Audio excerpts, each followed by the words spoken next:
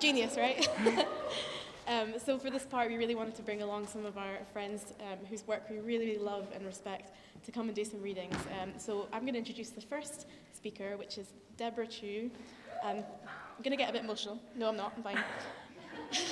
I'm just going to read you Deborah's bio, and then I'm going to just tell you why it's so important that she's here. No.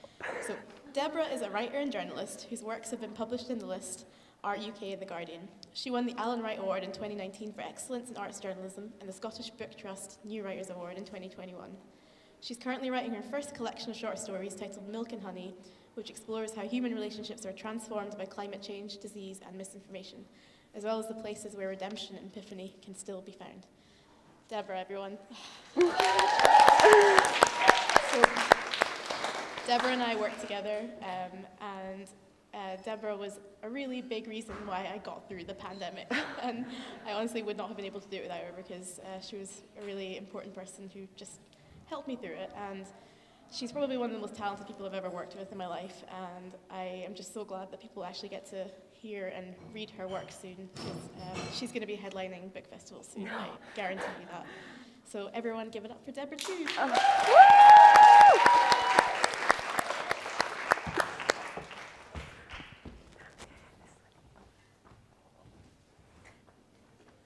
Hi, is it this one? Okay. Yeah, I just wanted to quickly say I wouldn't be here if it weren't for Arusa as well, and just being the most incredible mentor and friend that anyone could ever ask for. So yeah, thank you. Okay. Some unsolicited advice for surviving the Aqua Alta. Oh, agony, that centuries should reap no mellower harvest. 1,300 years of wealth and glory turned to dust and tears, and every monument the stranger meets, church, palace, pillar, as a mourner greets. Lord Byron, Ode on Venice. 0. There are many thoughts that will run through your mind when you finally abandon your father for dry land. Fair warning, most of them will begin with the words, "How fucking dare you?" You are not exempt from this question, and neither is he. When his figure begins trembling in the distance, when his figure begins shrinking in the distance, your hands do not tremble on the oar. You do not have any second thoughts. Sail past those drowned loggias without a backwards glance. Focus instead on your raisined fingertips, what the perpetual damp did to your hair, what it did to Raphael. Do not look back. Think instead about Lot's wife. Think about all the glorious meals you have left to you in your lifetime. Think about what this would have meant to your mother. Whatever it takes, do not look back.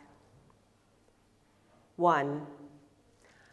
So you don't know them anymore, but there was once this family that lived in a city with asphalt roads and walk-in clinics and shops selling hothouse tomatoes and crusty white bread and, those like big beefy avocados. Oh my God, imagine. So the father taught art history at the college. The mother was a writer for an aspirational travel magazine. Here's a photo of her on the Kazakh steppe, being spat on by a camel. She loathed gauzy, sentimental descriptions of unpeopled landscapes, but she loved camels. 2A. Left Bank, 1968. This was also the mother and father once. There they were, passing fugitive messages beneath their desks, papering the corridors of the university with seditious pamphlets.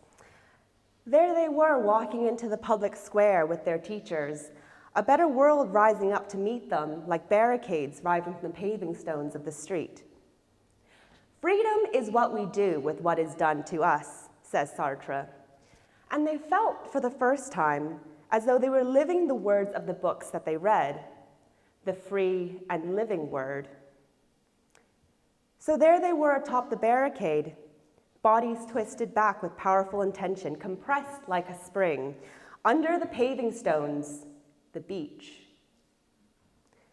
The police advanced, shoulder to shoulder, slamming their batons against their shields in rhythmic procession.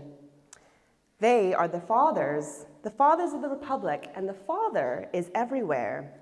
He is dressed in riot gear, he is dressed in tweed, he is your boss, he's scrutinizing your haircut from the height of the table, he is the government, he died for your sins, and this is how you repay him.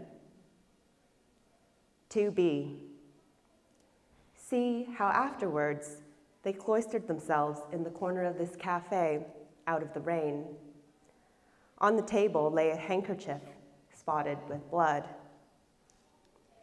Even this is a political act, they thought with a certain titillating thrill, a reclamation of the private from the public. But they'd woven themselves together so tightly, they didn't realize that the wall they were pressed against was made out of glass, advertising the daily specials.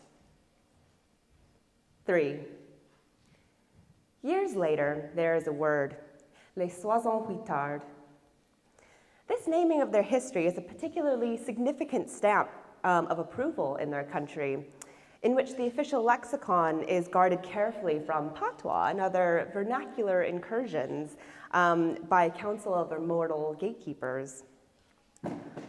But the father does not feel stamped. He feels cored. The mother, who is more adept at writing herself in and out of disaster, cracks on.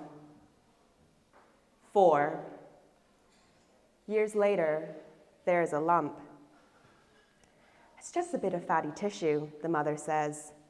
She strokes her daughter's cheek, who feels herself at 15 beyond such tenderness, but decides to allow it now, given the exceptional circumstances. I travel light, the mother is fond of joking, right until the very end, when all laughter dies. 00. God, Satan, and an art historian walk into a bar. Stop me if you've heard this one before. They order several bottles of fine red wine for the table, but soon the art historian begins crying into his hands because his wife has just died. God and Satan try to ignore him and drink steadily, but soon they grow bored. They have been so bored for so long. And for the first time since the fall, they find themselves in complete concord. Together they pine for the crossed swords and the combusting shrubs of the Old Testament, the drama, in a word, of pure spiritual torment. Poor little spuds, Satan says gamefully, shaking the art historian's shoulders. You have no idea how lucky you've got it now. Before, we used to fuck with you for sport. It used to begin and end with us, God says mournfully. Suffering, that is. He licks a spot of wine that splashed onto his wrist. I was the word once, you know. I was, the way and the truth and the, ugh. And that was it. No questions asked. Hey, what was that guy's name? Like Gob or Mop or Bop, she bop, Satan warbles. Oh, Job. Remember when we like killed his whole family and then struck him down with boils? Satan kisses the air. The art historian hiccups wetly. They turn to look at him. 5. It's imperative that you accept the cosmic irrelevance of yourself and others as early on as possible, because every tragedy has its scope. It does not bleed out into the universe, no matter how long you lie in bed, feeling your edges grow fuzzy with pain. This will make you more resilient to future shocks and help you take things less personally, which has always been your greatest weakness, no matter how much you try to pretend otherwise. When the BBC World Service breaks the news from Italy, turn the radio off. It has nothing to do with her. Nothing has anything to do with her anymore. Go to the park and take pictures of pigeons in funny contortions. 6. A lot of people wanted to save you.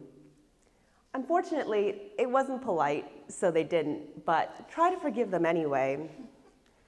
When your father decides to uproot to a drowning city and dismisses the cleaner, send her home early and tip her well. She will briefly crush your fingers in her hand by way of apology. Now, clean the drains, strip the beds, sit on the edge of your mother's mattress, hug the sheets to your chest, and breathe them in one last time. Hold it in your lungs for as long as you can. 7. There are 2 ships. Both of them arrive at Santa Lucia railway station in the raw blue air of early evening. One of them is named Smyrna, and it patiently nods along with the tide as it awaits its quota of refugees. Notice how only the elderly weep. Notice how everyone is holding hands. The other is Christian Sardis, and it spews forth the curators and scientists and photojournalists that descend hungrily upon what's left of the city, like locusts swarming over a carcass. Remember this scene, so vicious and so deliberate. 8. You were on the wrong boat, obviously. But that kind of thinking won't save you now. Fare forward. 9. Don't hide in your bedroom and sulk all night. Run your fingers through your hair and shake out a fresh shirt from your suitcase. Pinch your cheeks to give them color and run down the stairs like Christmas morning. Standing in your kitchen is a man so beautiful that when you look at him, your entire mind slows. 10. Tomorrow morning, Raphael and your father will begin cataloging the immovable artifacts in the Doge's Palace and the Gallery dell'Accademia. They express hopes to cover the Palazzo Grossi too, if there's time, before the last canal's hemorrhage. Certain sites do not even bear consideration, like the Murano Glass Museum.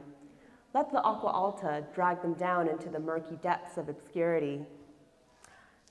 Don't take your first stab at art criticism here and say that someone must have really valued those beads. When your father leaves to check on the coffee, Raphael will smile and tell you he's read and reread your mother's article on the various methods of eating a yak, top to tail. You will be overwhelmed by many different kinds of feelings in this moment, but don't start crying. Your father is about to walk in. 11A. Several times a week, you will lunch with a woman from the National Geographic that you saved from a capsized gondola.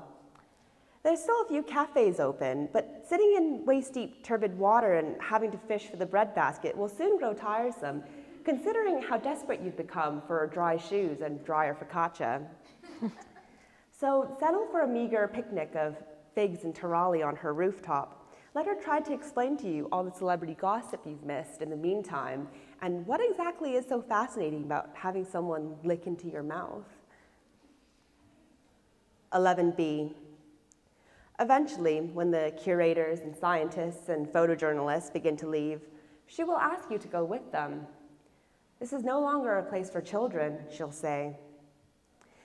And consider maybe saying yes until you see Raphael striding purposefully across the Ponte di Scalzi. Know that when he reaches the hump in the bridge, he'll wave in your direction. Turn your head as though you didn't see him. It's never been to your advantage to pretend as if you don't care, but do it if it makes you feel better. Decline her offer. 12A. You are standing on a bridge with the most beautiful man you think you will ever meet in your whole life, and he only loves the old masters. You are not old, and nor are you master over anything, not even yourself.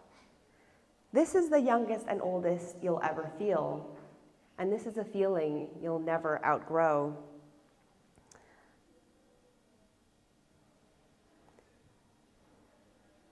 "12B. Do not feel as though you have to say anything to him, though. In your current state of heightened agitation, all manner of embarrassing thoughts are wont to spill forth. Perhaps something incredibly self-abasing like, you can tell me anything, do anything you want to me, just please laugh at my jokes, please touch me everywhere. It's been so long since someone has touched you with any kind of love or care behind it. If you'd taken your hand just then, you might have burst apart into molecules." 12C. Accept that he will never love you. Though it may not feel like it now, that person is not necessary to your long-term survival. You'll never stop being surprised as to just how little it is that you can live on. 00. A young girl, Michelangelo, and an art historian walk into a bar. Stop me if you've heard this one before. They're seated immediately and order a plate of breadsticks that no one touches. The table is flecked with sauce. The ceiling fan goes thwop, thwop, thwop.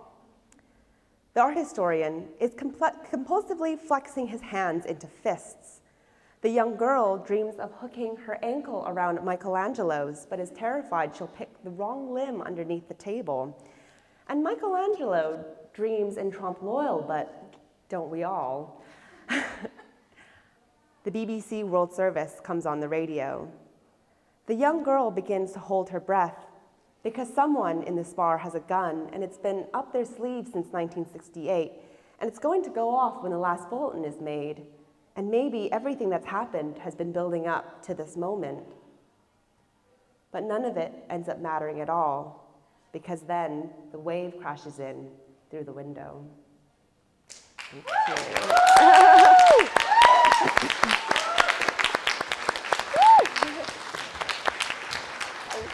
Oh, thank you. That was incredible, Deb. Thank you so much. So our next speaker is also an incredible writer and poet. Rosa Campbell is a writer and academic living in Leith, Edinburgh. She teaches modern and contemporary literature at the University of St Andrews, and her research is primarily interested in feminist and queer poetics. Her first book, Pothos, a memoir-ish lyric essay on grief and houseplants, was published in 2021 by Broken Sleep Books, and her poetry has appeared or is forthcoming in 14 poems, Oxford Poetry, Ambit, Gutter, Perverse, Spam, and elsewhere. So please put your hands together to welcome Rosa Campbell to the stage.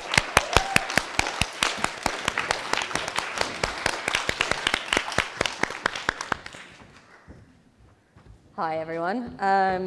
Thank you so much to Katie and Arusa for inviting me to read. I feel very much part of the cool kids club, which is nice and unusual. So yeah, I'm going to be reading from Pothos, and I'm going to kind of dot around a little bit.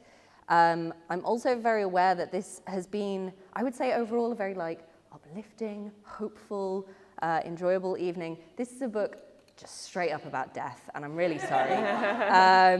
It's not a huge amount I can do about it. I've tried to theme it around Katie was saying that she invited me because there's a sort of sense of personal crisis going on that is possibly semi-apocalyptic. So I've sort of tried to theme it around that, but bear with. Okay.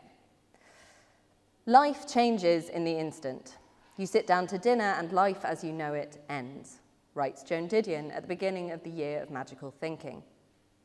I had known the end of the world before. I was 18 and standing on a platform at Leeds train station, and I had just kissed my girlfriend goodbye so that we could go our mutual, adult, sensible, separate ways. Her to university, me to interrail around Europe. I know, unbearable. Anyway. Well, it's about to get more unbearable. When I got on the train, I wept and wrote the words, "The end of the world arrived with a kiss," melodramatically in my shiny spiral-bound notebook. For months, I thought I would maybe spontaneously expire without her. And to this day, there is a brand of deodorant that puts me in a tiny room in France Googling case studies of animals that have died from separation anxiety. When my father died, it wasn't the end of the world. It wasn't the end of life as I knew it. Life as I knew it continued, unbearably normal. When we got home from the hospital, we realized no one had eaten all day. I have no idea what time it was, but dark outside in late September. I said I'd make scrambled eggs. If life as I knew it had ended, then they'd be rubbery, or I would have dropped the eggs, or they would have got cold as everyone pushed them round their plates, disinterested in the bodily. But life was going on, so they were the best scrambled eggs I've ever made. My mother's best non-stick saucepan, real butter, fancy salt. As I pushed them around the pan, I already felt guilty for wanting them to be good, for caring what they tasted like, for repeating to myself Nigella's advice about low heat and a spatula and long, wide ribbons of egg, for thinking about anything else. When Alice Roosevelt died on Valentine's Day, 1884, Theodore wrote in his meticulously kept pocket diary, "The light has gone out of my life." He was 25, his wife had just given birth to their daughter, and his mother had died hours earlier from typhoid fever. Above the single sentence, he had drawn a large X. In photographs of the diary, you can see entries from the following days showing through the thin paper. The clearest one begins, Alice, but the next word is obscured by the X. I think of him sitting down at the end of the day, opening the diary as usual, and pressing down hard with his nib, scratching out 2 perfect, grim lines. The last of the tomato plants was germinated late in the season, the only survivor out of an egg box of 6. Crowded out of the coveted sunny kitchen window by its already huge cousins, it perched instead on the bathroom sill, stunted further, no doubt, by the frosted glass. Everything in our flat comes off a long corridor that runs from the bedroom in the northeast to the bathroom in the southwest, which makes the flat sound pleasingly vast, as if you could find the West Midlands somewhere near the door to the box room. And when all the doors and windows are open, as they often are, a draft whips through, causing various unidentified crashes to sound throughout our home. Upon investigation, these are almost always plants that have leapt from their spots and deposited themselves and their soil in some kind of artistic pattern on the carpet. Bonus points if the pots, or worse, glass propagation jars, have got involved with the project of deconstruction. Without fail, these incidents occur in the midst of existing human crisis. Smoke alarm goes off because I've had some kind of minor breakdown over breakfast and left the grill on. Throw all the windows open, plants fling themselves to the floor. Trying to clean the entire flat in 2 hours because my mother is visiting, and I've left everything to the last minute because I let the entire day go by eating cheese on toast and watching increasingly poor quality videos of gender-swapped Broadway numbers. Better air the place by opening the windows. Crash, French beans and terracotta getting acquainted with the carpet right next to the sofa bed. Having an argument? No need to even have the windows open. All that hot air and rising temperatures and slamming doors will simply drive an aloe off the edge of a bookcase. The last of the tomato plants threw himself off the bathroom ledge multiple times. Once he shattered the chipped teacup he inhabited. Once he lost all his soil just as my big bag of compost from Poundland had run out. Once he dived directly into the toilet bowl. I moved him to our bedroom window, told him to stay still. He liked it there, grew tall and ungainly and in need of repotting. But it's nearly August in the present tense and I'm exhausted. The compost bag is still empty. I've let the tomatoes and courgettes and miniature cucumbers obscure the kitchen window completely. There are 4 beautiful French beans on the vines on the top of the filing cabinet that I have been fingering without picking for weeks. The aloe pup in the bathroom is going brown at the ends. None of my pothos cuttings are growing roots.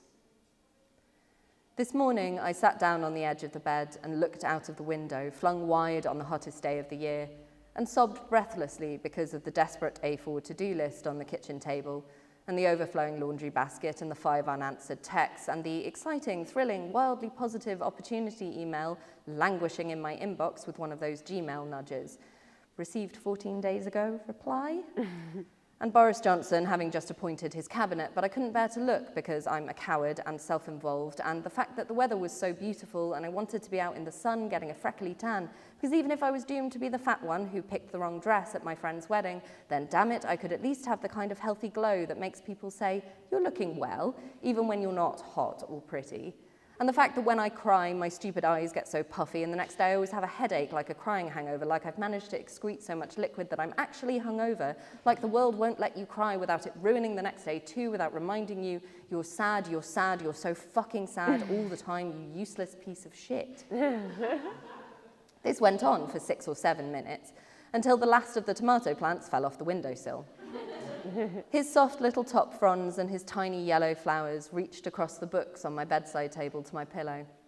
I righted him, scooped up the bits of loose soil, brushed my hands into his too small pot, and got out of bed. Moss has been in semi-serious prepper mode for months. There are 9 tins of anchovies in the cupboard, 8 of cannellini beans, 16 of chopped tomatoes, and it may be redundant to mention at this point, but yes, he is Italian. He bought a camping stove that uses twigs not only to heat food and water, but also charge electronic devices. We buy loo roll in colossal bulk. Sometimes it is not funny. There are 7,000 kinds of medication currently being stockpiled by the government as a no-deal contingency plan. Yeah, a lot of this book was written around Brexit, by the way, sorry. I have no idea whether testosterone is one of them, but I highly doubt it. And if it is, it's reserved for cis men. Moss has started thinking about whether he should start requesting repeat prescriptions a little earlier than he needs, in case there are delays or shortages, or worse, we don't know. I push back when he imagines chaos, talk about being realistic, about Tory self-interest, about provisions, but I'm scared, we're all scared. Sometimes we can make it funny. Moss walks into the living room and requests that I do not kiss him for the next hour because he has just put hair growth stuff on his moustache. If Brexit means I might run out of testosterone, I want a full moustache before October. We dub it his prepper stash. I look at my 5 miniature cucumbers and 2 pairs of French beans and tiny crop of green tomatoes and think,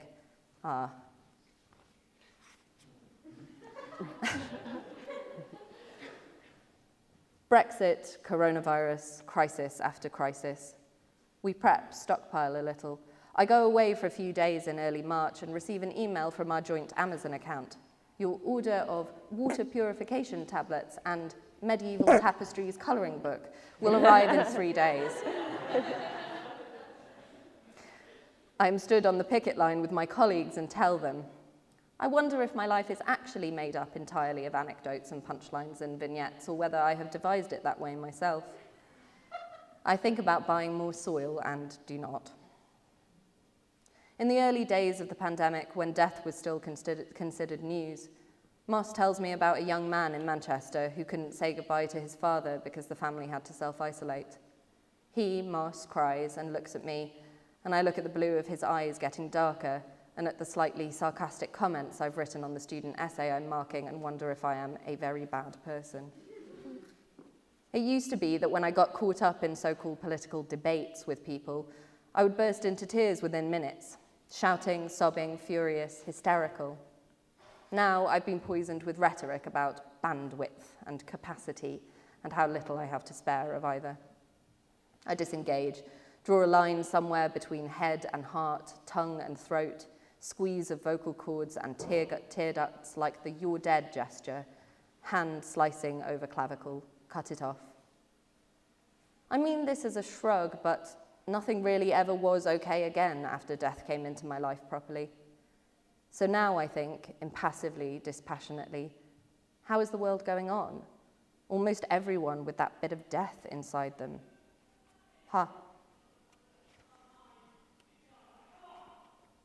Things happen, and then they are happening, and that's almost better somehow. Anticipation is the worst trick humankind ever played on itself, the ability to foretell, to guess at what's around the corner, what could be under the bed. But when things are happening, you adjust. The world turns on its head, and then that's what you're working with, upside-down world. Like that thing they say happens with glasses lenses that flip your vision. Up, down, up, left, right, left. In 1950, Professor Theodore Erisman puts goggles on his assistant, Ivo Kohler, gives him a cane, and turns him out onto the mean streets of Innsbruck. Watch what happens next. Veer left, parry up, hold this teacup, catch this kid's balloon for her. Poor Ivo. Until your eyes simply adjust. Up, down, up, left, right, left. And you can ride a motorcycle through Innsbruck in your hot new goggles. It is 2020, and it is the earliest arrival of spring in a century. A man covered in red paint puts on a pair of safety goggles and drives a red toy pickup into the first of a chain of dominoes. Silence as domino hits domino and domino tugs string, and string starts second toy car down ramp to billiard ball, and billiard ball hits vinyl which pulls thread, and a brightly colored lever swings down to start a drum beat, and someone sings, "You know you can't keep letting it get you down, and you can't keep dragging that dead weight around," and things keep moving. I watch videos of Rube Goldberg machines, one after another. The feeling of process, of progress, is immensely satisfying to me. The endless forward motion, this to this, the constant producing of effects, it is the earliest arrival of spring in a century. I love doing the laundry for this reason. Even when you're not really doing it, it's still happening. The spin cycle works away while you listen to podcasts, stare at your emails. The last load is always drier than it was 5 minutes ago. This, perhaps, is the thing I like about plants, too. You don't have to be doing anything for them to keep growing, they just do. New leaf unfurling, roots pushing into mulch, imperceptible lengthening of stems, growth for no reason whatsoever. I didn't make it happen, but I can somehow claim it. Progress. The constant feeling that things will get better, that wounds are closing over, the body repairing itself, the processes we rely on. Spring. When the morning comes, let it go, this too shall pass. Let it go, this too.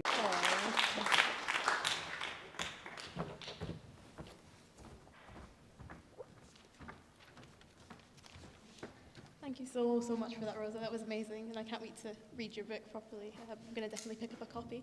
I'm going to introduce our last guest for the evening, which I'm really sad about because it means the evening's coming to an end. But also really thrilled to have this next person because I am personally a huge fan of hers. So B. Asha Singh is a spoken word artist born and living in Edinburgh. Between rap and poetry, her work is a cathartic outlet that she uses to explore themes of sexuality, trauma, and gender equality, characterized by an openness to talk about her lived experiences. This year, Asha has co-founded award-winning charity, the Spit It Out Project, released her first album, From Girl to Men. It's really, really good, please check it out. Been nominated for the Scottish Alternative Music Award for Best Newcomer and was featured in YWCA's 30 Under 30s. She's also a member of the amazing hip-hop group, The Honey Farm. If you haven't heard them before, again, please check them out. Go and see them live, they're great. So without further ado, B. Asha Singh.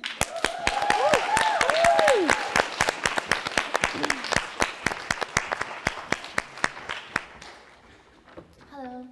Oh, I'm louder than I thought it was going to be. Yeah, I've just released my first ever album. It's very exciting, From Girl to Men. Thank you. So I'm going to read some poems that are in that. It's a mix of like poetry, spoken word, rap, singy, songwriting stuff. And I've got a lyric book that's on the zine table at the back if you want to buy one. I'm actually going to start with a poem just because my dad's here and he doesn't usually come to my events. So I'm going to start with a poem that is something that I wrote about my family and is a bit of an introduction to who I am. Roots. From Simpsons to Broughton Street, Gayfield Square, McDonald Road, my younger years were built here, weaving back streets paved with gold, walking from a Ma's to my dad's. To G's on Bonnet and Grove, but never venturing further than the Greggs and Elm Row. Heading to Pilrig Park to visit my baby. Heading to Pilrig Park to visit my baby and play on the swings. Blessed were the feet of my elders. Chachi always offered me a second helping. Keema yum and buttery roti. No wonder they called me Moti. Asha Bethany Singh. Very Scottish with the spiced roots of her Indian roots. Her roots are deep under slabs of Scottish concrete and stretch as far as the East Coast hills.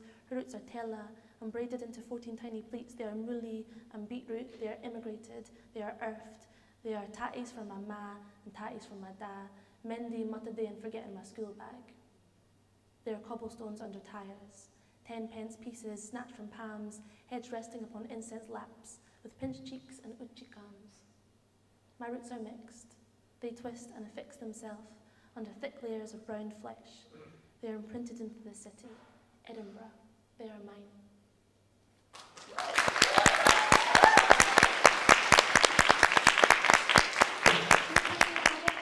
Oh, of course. It's actually my birthday tomorrow. So me and my family just like this and like meal and like 2 glasses of Prosecco and I've got the driest mouth. Okay. From girl to men. From girl to men. From men a boy of joy. No bother to him, so free, so whim. And she so soft, such need, such loss, so want no more.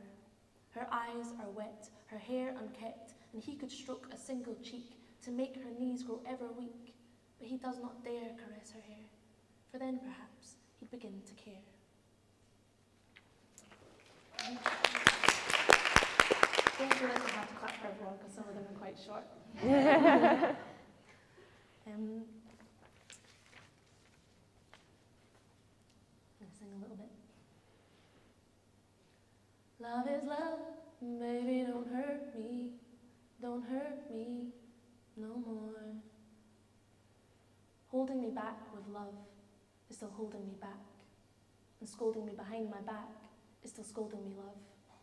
Putting me down to pick me back up, buying me flowers but destroying the bunch, kissing my tears and throwing the punch, filling the glass but smashing the cup. Holding me back with love is still holding me back, and scolding me behind my back is still scolding me, love. I want to be a door. I do actually want to be a door. I think it's a really good thing to be. Because you're there, like you're needed, you're necessary, you're open, you're closed. Those are the reasons, obviously, that I'd want to be a door. I don't even know why I'm looking at this, I know all the words. I love you. I die. You loved me so much that I forgot how to love myself fully, or be loved. I don't think it was like to have you walk through my door and adore every part of me, and every moment you got to be with me, you walked through my door and I got to be with you. Well now, my company or anyone else's just doesn't feel enough. I want to be adored. I want to be a door that is open and you could enter, and I can feel your hand pushing on the handle, eagerly awaiting what was on the other side. I want to be a door and you're a person rushing home because you really need to pee, and when you see me, a door, you think you might wet yourself. But you don't.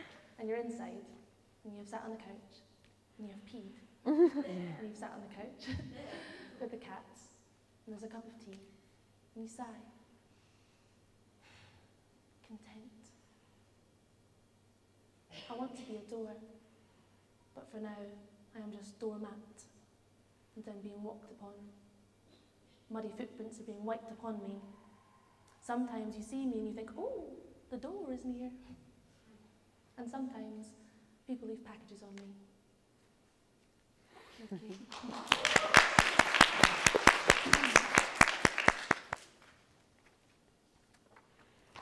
Dreaming of shit. I dreamt about you sleeping next to me, your hand resting on my ass, about rolling over quietly, but the reality I couldn't grasp. I touched my finger to the back of your ear and ran softly down your spine, left it resting in the crevice at the base, leant in slowly to steal a taste, lips to lips, a stolen kiss, never known and never missed. I dreamt about you sleeping next to me. In my dreams, I still exist. This is the last one I'm going to read from the book, the lyric book. In the back, there's a QR code as well, so if you do get one, you can like scan that and get a link straight to the album. which does have music on it. It's not all just spoken word, and it's very nice. This is called Ice. I feel like I'm falling, like leaves in the autumn. My body is changing, the shades, yeah, I got 'em. Like a tree I stand tall, and I wait for them to grow again. My bark may seem tough, but my bite will let you know, my friend. My bite will let you know. I'm frosty, and I'm frozen, and I'm hiding in my home again. You think that I'm cold, but you don't even know. My empathy stretched far, but my heart could let you go, my friend. My heart could let you go. Each flake may seem fragile, but together see the snow be so solid you could walk on it, like a pavement, and you do, because the beauty of each particle meant fucking nothing to you. My door was always open, and you just walked on through, but loving you was losing me, so now I've hid my key. I kinda liked it when you hurt me. It meant you wouldn't leave. You'd stick around to apologise and try and make it up to me. Hit me to kiss me better. I hid my suicide letter in your heart, and it would tear me apart to watch you crumble. But I just kept bumbling on through, loving you, losing me, forgetting all the things a bee could be, hibernating in the crook of your neck. And now, this winter is so brisk without you next to me. But I feel free. I feel alone, but I feel free. There's no more anger inside of me, and the ice is thawing. So once the summer sunshine starts to creep back in, I'm going to open up my door and allow it to warm my skin. My melanin will begin to rise again, and I will radiate, emanate satisfaction within my actions, because not a fraction of your heavy will left standing on me. Because I feel like I'm falling, like leaves in the autumn. And my body is changing, and the shades, yeah, I got 'em. Like a tree I stand tall, and I wait for them to grow again. My bark may seem tough, but my bite will let you know, my friend. My bite will let you know.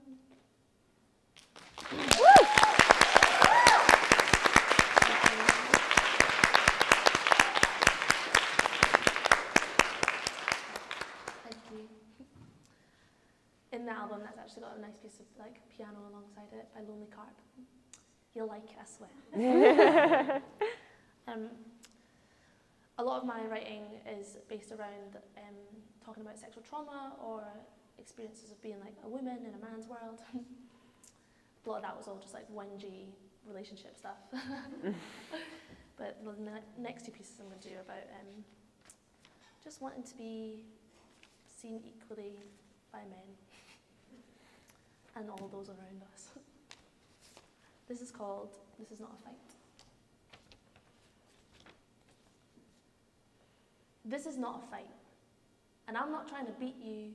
I only wish to meet you in the middle, halfway, work together, solve the riddle, create another pathway, that we could walk together, hand in hand, but we don't need to, dependent if you want to touch or if I do. Look at me without my gender, if it helps, because I no longer wish to render myself feeble, meek, unable to open the jar myself. But you know, sometimes I just actually can't. And it's not because of my tits. I ken plenty of other bitches who could shoot those guns afar. I ken plenty of other bitches with guns to shoot those tins afar. And they could surely open this jar for me without a thought. But you're closer, so I'm asking you. And it's not because you're a dude. It's because I think it's something you, a human, muscly more equipped than I, could do. This is not a fight. And I don't want to beat you or beat you. I'd rather we ate beetroot together. I'll show you how my mother roasts it with salt flakes stuffed in, and you can show me how you like to slice it up real thin and bake it, crispy fritters, like your granddad used to do. because the kitchen is something that we could do as two, equal partners. You chop, I fry, you wash, I dry, the onions make us both cry, we laugh and I wipe my eye, which makes it worse because now it stings. But maybe you know just the thing to soothe it. Work with me. Flirt with me if you like, and maybe I'll flirt back. But if I don't, then don't react like a nasty asshole rat, accept that I just see you. And just because our genitals fit and we have a laugh doesn't mean that I want it or you've got to hit it. You know, we could even have a bath, like I do with Jess or Cass.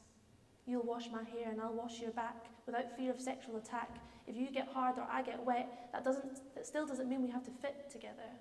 We can just sit together. Or you can go and have a wank in the other room. Mate, I ain't going to judge you for doing what you need to. It's all right. To satisfy your urges, I might do the same, and then we can wash off together after we both came. This is not a fight, and I don't want to beat you. I really want to meet you in the meadows, where the shade hits just right. Roll a spliff, watch the birds fly by, feel like we'll be really tight. In jokes, 2 tokes, 3 tokes, good blokes, sound gals. Boy, I think we could be real pals.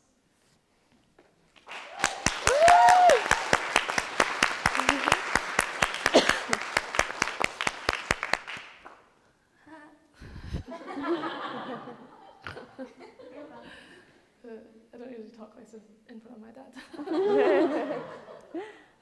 He came to one of the Honey Farm gigs once, and I don't know if you've seen the Honey Farm, but we're very sexually explicit. And I tried so hard to hone it away from the worst ones. I didn't sing about anything too sexual, but there were some bits that afterwards he was not happy about. This last piece is called The Contortionist. And it is just what it is. Trigger warnings in that if you have ever experienced sexual assault or anything and this is something that you don't feel comfortable with hearing, feel free to leave the room or close your ears. But also noise, it's all good. Contortionist. There are countless things we suffer when are told to suffer alone, at home, on your own, or with your mum perhaps, or to only share in designated areas. Here is where we talk about rape, here is for abortion, and here is for your suicidal thoughts. And here is the contortionist, who is able to twist herself into many strange and unnatural positions in order to please her viewers. We find ourselves engulfed in an ominous darkness. They were too feared to spread into the shiny happy conversations and corners of their days. There are ways to go about it, they say. There's a time and a place, they say. And for those fallen angels in meat bodies who are now walking amongst the living and the not so living and giving their time and their minds and their place and their ways to go about it, it is not so fun to have to whisper. Unless, of course, we're playing a game of whispers. But then there will always be that guy that changes the innocent dinners at 6 o'clock to, she's going to suck my cock. Awkward, when that is actually what happened almost exactly. She had gone out for dinner at 6 o'clock, but he had made her suck his cock in the car, just as she had removed her seatbelt. She had choked, it hurt her throat and her mind, and she could not eat dinner at 6. It was more 6:32 before she had a chance to sit, and when asked by the lovely, soft-faced waitress, as their eyes fell into each other for a single connected moment of womanhood, if she would like a drink, she gulped, felt seen and unseen, and requested a water. What are the options really but to dilute ourselves in order to not disrupt the order of service?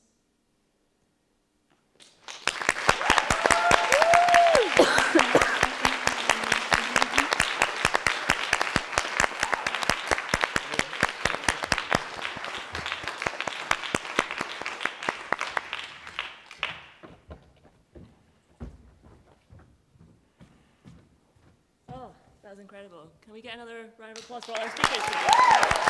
Ian Hussein, Rosa Campbell, and Deborah Chu. Please buy their books, the ones who have books out, or follow them on social media and then buy their books whenever they come out. That'd be great.